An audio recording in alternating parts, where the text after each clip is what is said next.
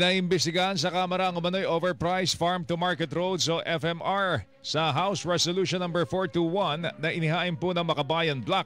Nais paimbestigahan sa House Committee on Agriculture and Food at House Committee on Public Accounts ang mga maanomalyang farm-to-market road ng DPWH at Department of Agriculture.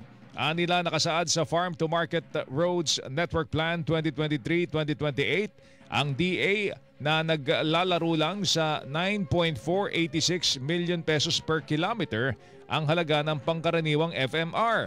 Ganun pa man ang panukalang pondo na hinihingi umano ng DA para sa basic FMR ay nasa 15.91 million pesos kada kilometro at may dagdag pang 1 milyong piso para daw sa mas maayos na disenyo ng kalsada.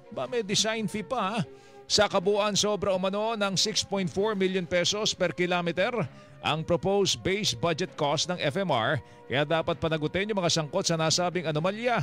Napuna din ng Makabayan Block ang 6,000 kilometro na backlog sa farm-to-market road na indikasyon umano ng kapalpakan sa infrastructure development para naman sa sektor ng agrikultura.